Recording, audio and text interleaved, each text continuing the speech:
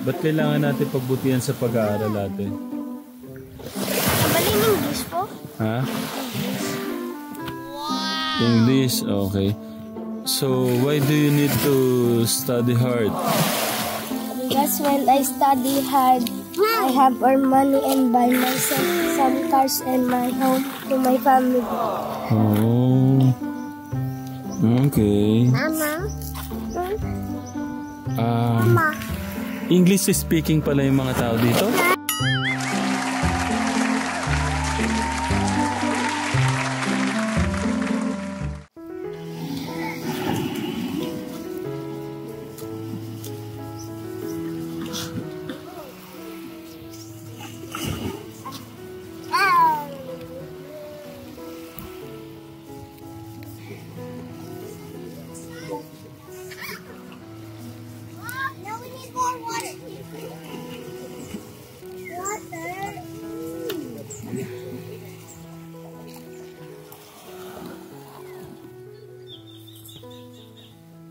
Good morning. Magkakapatid kayo? Hello. Good morning.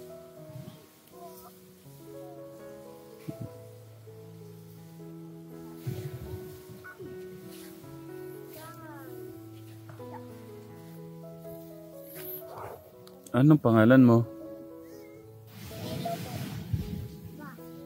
Pillow? Ikaw, anong pangalan mo? Siren? Si ate?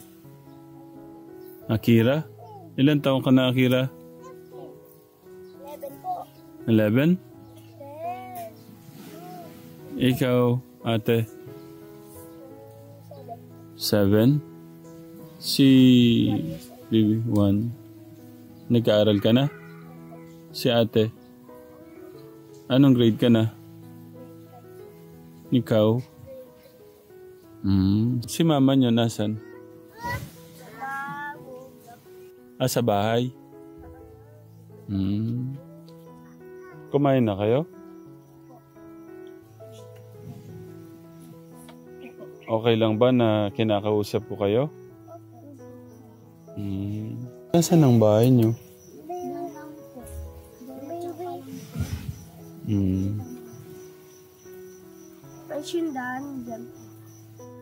Diretso? Malayo? Ito, diretso lang. Hanap buhay ni Papa nyo. Nag-oobra sa lawag ang papa ko. Ano yung mag-oobra? Nag-work, nagtatrabaho sa lawag? Sa akin naman po sa linya po, tatay ko. Kala ko magkapatid kayo. Kasin ko lang po siya. Kasin. Ito ang kapitid ko. Yan ang kapatid mo. Okay. Excited na kayong pumasok? Opo. Gaano ka kagaling sa school? Hindi naman excited po. Bakit? Ko po. Sa akin hindi excited po. Ba't di ka excited? Ayaw na mag-ring ng sa buhay ko ng eskwela po. Ayaw na mag-aaral. Bakit, ate? Gusto ko po. Sige, huwag ka na maya. Gusto ko malaman bakit hindi ka excited.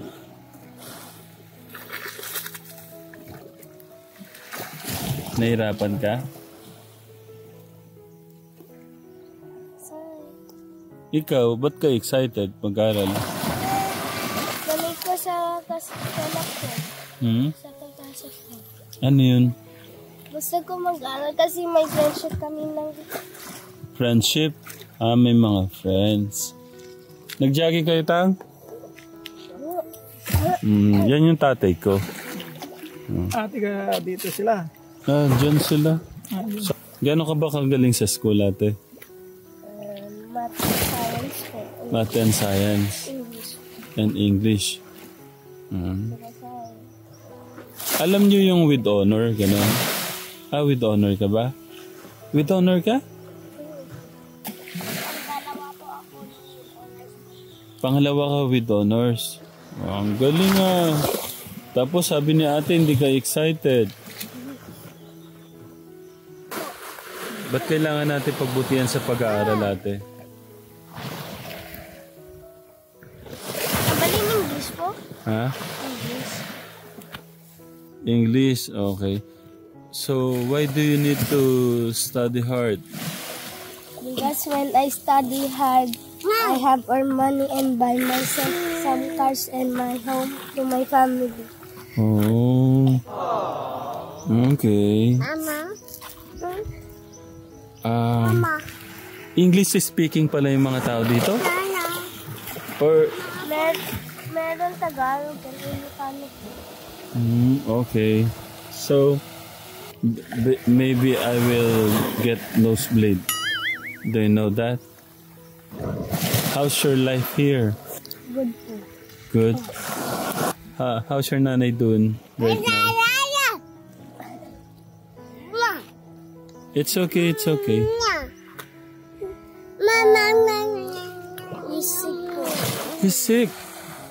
Can I visit her? He's sick? You mean your tatay? Your nanay. So she's sick. She's better now. She's better now. Can I visit your house? Now? Hindi po kasi mag-obra pa siya. Mag-obra pa siya sa bahay ko.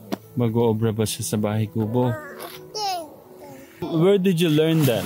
To speak in English? In the harding. In my lesson po in elementary school. Hanad! How about your papa? What he's doing right now? He's at work po. He's at work. I want to visit your house. Is it okay?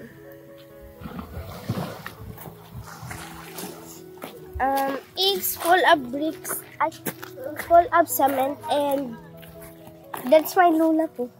It's your Lola. Okay. Good morning, La. Bless po ako. Ay, maluming kamay ko. It's okay. Okay, God bless you. Ano siya? Tagalog naman pala siya. Alin? Ay, marunong na kami lahat kasi yung mga guests. Doon kami natuto. Sosyal. What is your name, Lola? Margarita Agete. Okay. Nakita ko sila dito sa labas. Dito sila naglalaro pag araw. So, just... Kung nasa bahay nila, ang kulit-kulit nila. I just wondering what they're doing and wondering about their schooling. The biggest one, grade 5 na. And the other, grade 3. Lola, Tagalog naman po ako. Pero siya kasi gusto niya daw English. Natuto na kami kasi. Noon may kapitbahay kami na foreigner. Ang sabi niya, dapat matuto kayong mag-English kasi nandito na ako. Tinuturoan niya kami. Po. Kaya medyo may alam kayong English. Po. Kumusta po yung buhay niyo dito, La? Maganda naman. Taga saan po ba kayo? Po, Pampanga po kami. Kumusta po yung buhay dito, La? Maganda naman. Okay. Si Mama at Papa ho nila, kumusta? Yung papa nila nagtatrabaho sa Lawag. Ito, yung isa naman, yung pinakaanong security dito sa windmill. Kumusta po yung pag-aaral ng mga bata? Yung isa mukhang magaling, marunong na mag-English yan. Medyo naman maganda. May honor naman sila. Pwede po ba akong makabisita sa bahay nila? Diyan lang Okay lang po ba? Samahan niyo. Samahan niyo po ako. Ako?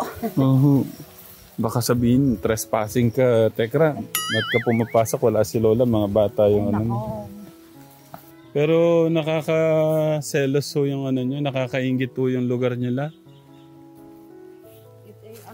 Kasi maganda po May nasa dagat, tahimik, peaceful. Ang lawak pala ng lupa nila. Mayaman pala din kayo. Hindi naman. Ba't di kayo magpatay yung ganun la? Oh? Ay naku, wag na. Bakit to? Hindi naman nakakonsarit lang lagi ng taon sa pera eh. Nabubuhay naman kami, kumain naman kami ng 3 beses isang araw. Sa bagay. At saka, meron naman nagtatabing kaunting pera, yung tama ng buhay na yan. Content. Huwag ka nang mag-assure ng maraming pera. Kasi kung marami kang pera, mag-iiba ng kaibigan mo. Di ba? Dahil sa pera, wala ang kaibigan mo, iba ang papalit na kaibigan mo.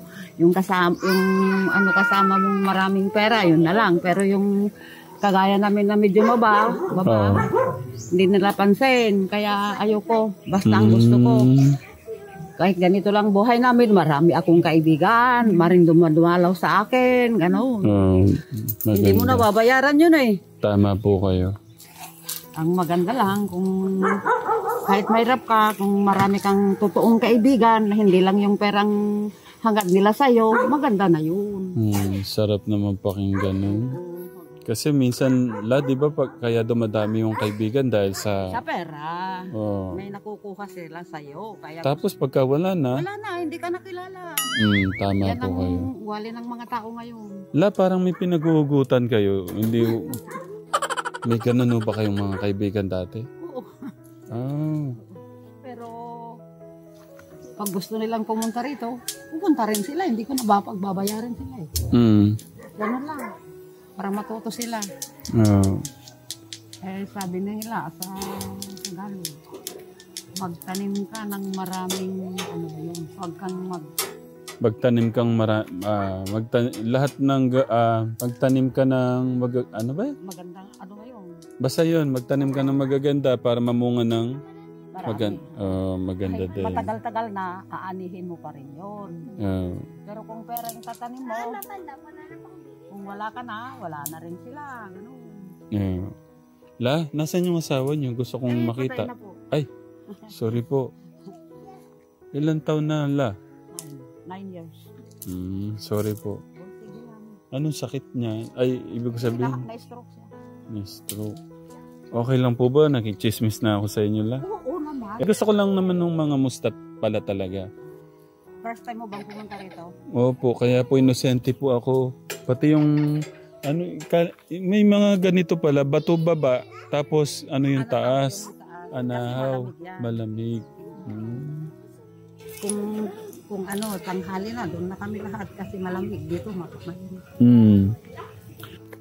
May napansin ako doon. Ano po yung parang grapes? Yung mga bungang... Cranberry yun. Cranberry. Kinakain yun. Pwede pong masama. Kasi po kahapon parang gusto kong pitasin yung isa. Inisip ko baka malason po ako eh. Kaya lang maasin. Maasin. Ang dami ng bunga eh. Nakakainggan nyo. Cranberry po ang tawag dyan. Cranberry. Mayroon pa kaming mulberry. Mulberry. Pero ang lawak ng lupa nyo Ang ganda ng bahay nila, Kategram mo. Ang hinog yung violet. Violet. Sige nga tignan ko nga. Kainin. Hindi po, tignan nyo nga po kung baka ko kasi malason ako eh. Ay, hindi. Biro lang po. Hindi naman. Yung bata, maliit. Gustong-gusto natin. Maasim lang. Maasim. Parang akong nangasim. Sabi nga nila, diba, pigain mo yan. Tapos lagyan mo haluan mo ng honey. Masarap. Cranberry po ang tawag dyan. Opo. Tapos, ano po ba yan? Alam niyo ba kung anong nabibigay sa katawan natin? Marami raw. Marami daw, vitamin na makukuha dyan. Tikman ko la. Oo, maasim lang. Pwedeng kuha ko yung mga anak ko tsaka yung asawa ko. O sige, ito na lang. Ba't ganun lalasa?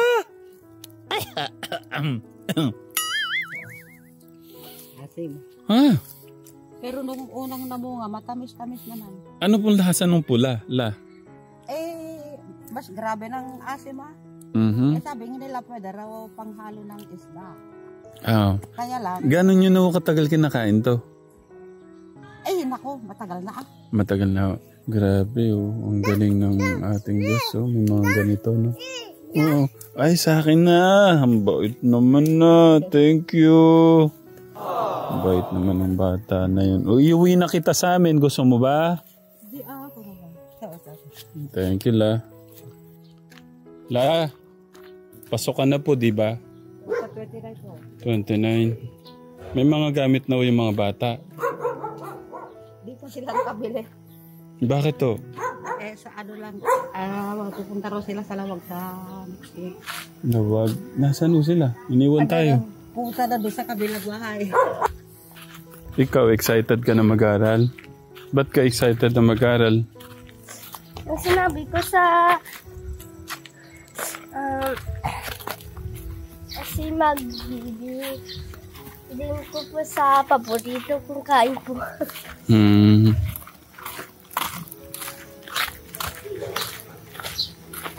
Wala na sa hiying.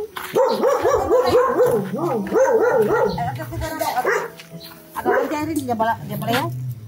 Nakalusog. Ay, dapat di babab. Well, Hindi dapat ang balos ikaw. La, wait lang La. May gusto po akong ibigay sa inyo, La. Ano po yun? Hindi po. Ay, naku, Diyos ko, baka waro na. Ay, naku. Bakit La? Ano ba yan, Akira? Merry Christmas, hindi pa raw mas. Oh, ito yung kay ate. Paano niyo po siya? Hindi po, sa kanya. Ay, kay tatlo kayo doon sa pambili daw ninyo ng things, ng school. Di ba, sir? Ito La sa inyo. Ay, naku. Pagpalain ka sana ng may kapal, sir. Ay, naku Lola, wala po yun. Para, marami tayo kung La, bakit po? thank you sa oras Oo. Ate, Talaga pagbutihan mo yung pag-aaral Yes, okay? Pwede malaman yung buong pangalan mo? Akira A. Castro. Akira. Akira Agete Castro. Pagbutihan ng pag-aaral, okay? Yung isa naman, sir, Siren Agete Cortel. Thank you sa oras. Ingat pagbutihan ng pag-aaral kasi sabi mo nga kanina gusto mo makatapos para mabigyan ng magandang bukas yung mama at papa ng mga kapatid mo. Yung pangarap mo na yon, wag magbabago. Pagka hindi nagbago yun, ibibless ka ni God higit pa sa hinihiling mo. Okay? Welcome. Ng may kapal, gabayan ka lagi. Kagaya namin, sabihin mo gano'n para mas marami ka pang bigyan ng biyaya. Hindi po, wala po yun. Ano pang pangalan nyo? Ram po, Ram. Ram? Manalastas po. Ay, wala mayayaman eh. Bakit to? Si Lola. Uy, hindi na kailangan family name nyo doon sa napapanood namin sa TV. Manalastas. Manalastas? Wala naman po kaming TV. Hindi, yung mga bali-balita ba? Bali-balita. Lalo na doon sa Channel 1. Channel 1. Namin makikita ang mga kagaya nyo na pinagturo ko. Hindi po. Galing po yan kay God. Gusto ko nang naman ma-share sa inyo. Pero maliit na bagay. Hindi. Kahit maliit na bagay, kung galing sa puso, maganda yon. Walang kasing ganda. Yeah.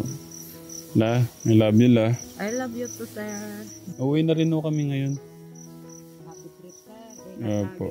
Ingat po kayo lagi dito. Ate pagbutihan ng... Okay, para kay mama at papa. Okay?